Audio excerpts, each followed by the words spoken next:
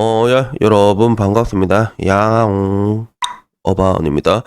오늘 이야기는 어제 이야기와 이어져서 이야기가 진행이 될 것 같습니다. 제가 어제 영상 보신 분은 알겠지만 2023년이 딱 지금이 분기점이 될 거다라고 분기점의 시작이다 이렇게 얘기를 했잖아요. 그래서 내 유튜브를 계속 보신 분들은 알겠지만 내가 맨 처음에 2018년, 19년 그때쯤은 윈터 이즈 커밍이라는 단어를 썼고 겨울이 오고 있다. 왕좌의 게임에 나왔던 대사지. You know nothing, 존 스노우 약간 이런 느낌이었는데 그 다음에 겨울이 왔다 라고 얘기를 했고 그리고 지금 와서 얘기하는 게 뭐냐면 이제 분기점이다 라고 얘기를 하고 있잖아. 딱딱딱 오게 된 건데 오늘은 여기서 말하는 이 분기점이 무엇이고 그리고 제목인 것처럼 이제 남자들이 결혼을 안 해주는 그런 세상이 왜 올 수밖에 없는지에 대해서 이야기를 하려고 하는데 근데 이거는 사실 뭐 정확히 말하자면 결혼을 야래 결혼해주지 않겠어요 이런 느낌이 아니라 그냥 결혼의 생각조차도 할 수 없는 그런 상황이 아닐까 싶습니다. 그래서 예를 들면 이런 거야. 지금 제가 몸이 많이 안 좋잖아요. 제가 지금 몸이 좀 안 좋아서 기침도 되게 많이 하고 나 감기가 이렇게 오래 간 적이 없었는데 나이가 들어서 그런가 감기가 굉장히 오래 가더라고. 근데 문제는 감기가 오래 가는데도 내가 그토록 마셨던 술이나 이런 걸 내가 먹질 않았어. 5시간 전에 라방을 잠깐 했거든. 근데 그때는 조금 몸이 괜찮은 것 같아서 조금 먹었어. 위스키 한 잔 먹고 그 전에 일주일 동안 술도 안 먹었고 그리고 더 놀라운 건 뭔 줄 알아? 위행위자도 안 했다. 위행위자 뭔 줄 알지? 똘똘이 이것도 안 하게 돼. 왜 안 해?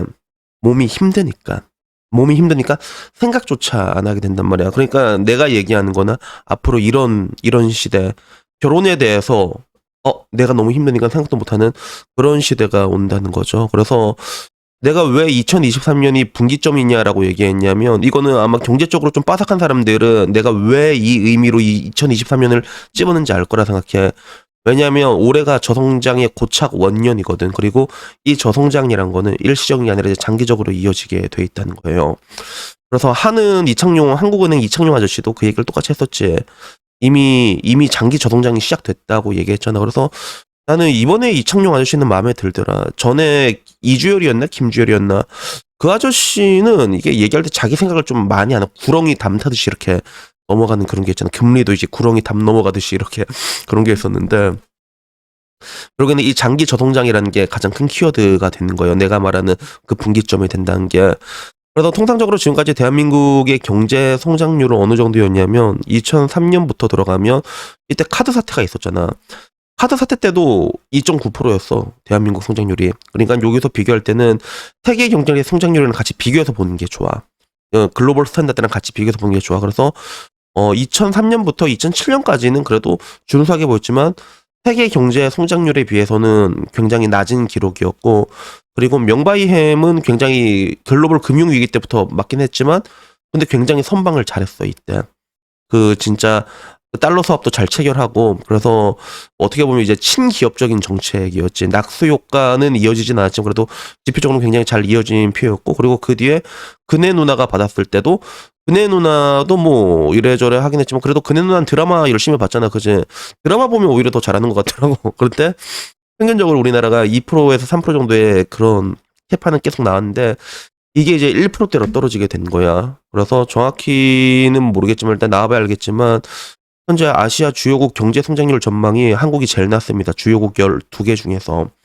베트남은 와 6.8이다 6.8 그지 대단하지? 근데 이게 어느 정도냐면 일본보다도 낮아. 2023년은. 일본이 1.3%가 예상되는데 우리나라가 1.1%야. 물론 2024년은 좀 아마 올해는 반도체 영향이 좀 커서 그런 것 같은데 여튼 뭐 이런 식으로 된다. 근데 내가 말하고 싶은 게 이 저성장이라는 게 어떤 변화를 우리 삶에 어떤 변화를 불러오느냐 이런 건데 그냥 삶의 패러다임 자체를 바꿔버린다고 보시면 돼요, 여러분. 여러분들의 삶의 소비 자체를 완전히 바꿔버린다고 보면 될 것 같아. 그래서 그 1%, 2%, 3% 차이가 어마어마하냐? 잘 체감을 못한 건데 이게 진짜로 어마어마하게 다가옵니다. 그래서 일본 같은 경우도 중국 같은 경우도 뭐 이제 경제 성장률 6% 유지 못하면 무너진다 이런 얘기가 나온 얘기도 이런 것 때문인데 그냥 가장 빨리 이 경제 장기 저성장이 온 일본을 보면 될 것 같아. 일본 같은 경우는 여러분들이 여행 가본 사람은 알겠지만 뭐 동남아, 베트남 이런 데 가잖아. 그러면 보이는 게 되게 많아. 우리가 약간 미래에서 온 듯한 그런 느낌이 든단 말이야. 그래서 야 여기서 장사하면 잘 될 것 같은데 그런 느낌. 그래서 실제로 한국식 PC방 차려갖고 대박 낸 사람도 있고 그러잖아. 근데 일본 가서 여러분들이 보면 알겠지만 뭐 하나 하려고 해도 호락호락하지가 않습니다. 예.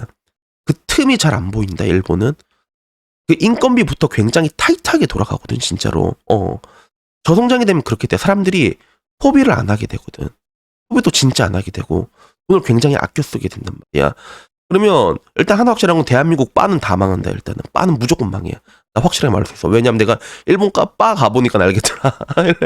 일본 바 서비스 장난 아니야 진짜. 거기에 비해서 대한민국 바 막 이러면서 오빠 이러면서 씨. 일단 걔들 제일 먼저 말할 거고. 그리고 이 소비 패턴이 바꾸게 된 것 자체가 결국엔 삶이 팍팍해지면서 변하게 되는 것들이거든. 그렇게 되면 아까 내가 말한 것처럼 아까 내가 몸이 아파서 위행위자를 생각하지 않는 것처럼 여러분들도 여러분들이 살기 위해 가지고 그런 것들에 대해서 생각조차 못하게 되는 그런 구간이 분명히 오게 된다는 거예요. 그러니까 어떻게 보면 이게 흔히 말하는 강제 초식화라고 볼 수가 있지. 이미 뭐 한국의 초식화들은 이미 뭐 많이 거세시키면서 진행시키긴 했지만 이런 것들이 이제 경제랑 맞물려서 온다는 거야. 여러분들이 하나 아셔야 되는 게 일본 같은 경우도 옛날에 버블 경제 시대가 있었잖아. 그래서 뭐 일본 시티팝 같은 거 뭐 그 플라스틱 러브나 아니면 스테이 윈미 이런 노래 듣다 보면 그 시티팝 그 특유의 감성이 있어.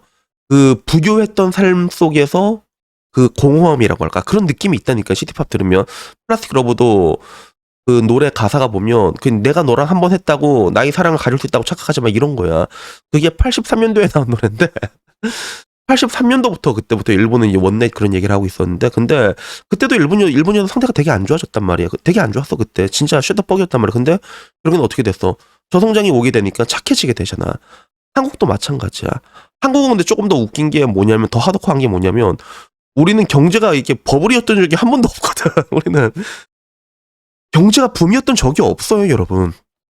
IMF 전 어떻게 보면 그 전까지가 가장 호황이라고 볼 수 있었는데 그때 어떻게 보면 이제 88 올림픽 이후랑 IMF 이전까지 이때까지가 호황이면 호황일 수가 있는데 그 이후로 대한민국 호황했던 적이 없는데 그래서 사람들 눈은 막 이렇게 다 올라가 있어. 다들 SNS에 미쳐가지고 그치 비교 오질라게 하고. 근데 이제 이것도 끝이 날 수밖에 없다는 거지. 지금 봐도 이런 것들에 이제 피로감을 느낀 그런 게시글이 되게 많잖아요. 왜 내 삶이 팍팍하니까 처음에는 이제 야 저 정도는 해야지 저 정도는 해야지 내놔 그래갖고 그거 가지고 내놔 하다가 나중에 보니까 내가 너무 박탈감을 느끼는 거야. 지금 보면 이제 그런 사람들 이제 끌어내리기 시작할 거거든 이제. 소위 말하는 지금이 플렉스가 이제 예전엔 간지였다면 이제 힘들어지잖아. 그러면 플렉스하면 이제 그걸 잡아서 끌어내리는 그런 시즌이 오게 됩니다. 그런 시즌이 분명히 오게 될 거란 말이야. 그렇게 되면 이제 결국에는 내가 말한 대로 사람들이 전부 다 이제 강제로 초식하게 될 수밖에 없고 이제 결혼에 대해서도 당연히 생각할 수밖에 없는 거지. 생각을 못 하는 거지. 그러니까 그 동남아 같은 데 가보면 내가 말했잖아. 거기는 너무 힘들어가지고 당연히 힘을 합치고 살아야 된다는 그런 게 기본값이라면 한국은 그게 아니란 말이야. 결혼에 대해서는 아직까지도 남자가 일방적으로 지고 가고 캐리해야 되는 그런 생각들이 박혀 있단 말이야. 그러니까 이런 생각들이 있기 때문에 일단 그런 생각을 가지는 사람들이 있지. 의존적인 여자들이 일단 다 뒤지고 나면 그때 되면 조금 바뀌기 시작하겠지만 근데 문제는 그게 끝나고 나더라도 여전히 괴로운 삶은 계속될 거란 말이야. 이러나 저러나 한국 사람들은 계속 그 와중에서도 또 비교를 하지 않을까? 뭔가 굉장히 여기서 착해진다는 게 좀 기대하기가 쉽지가 않다. 지금 현재의 그런 사회 분위기로서는 그런 게 되게 기대하기가 쉽지가 않은데 근데 이러나 저러나 동물들마저도 내가 내 자식들의 개체를 이걸 확실하게 내가 책임질 수가 없다. 이 상황이 좀 열악하다 싶으면 발정이 나도 이걸 안 합니다. 동물들도. 인간이라면 어떻겠어? 굉장히 당연하게 된 거야. 그러니까 내가 이제 말하는 건 이제 옛날처럼 이제 결혼하고 싶은데 내가 돈이 능력이 없어서 못한다. 노력을 해야 된다.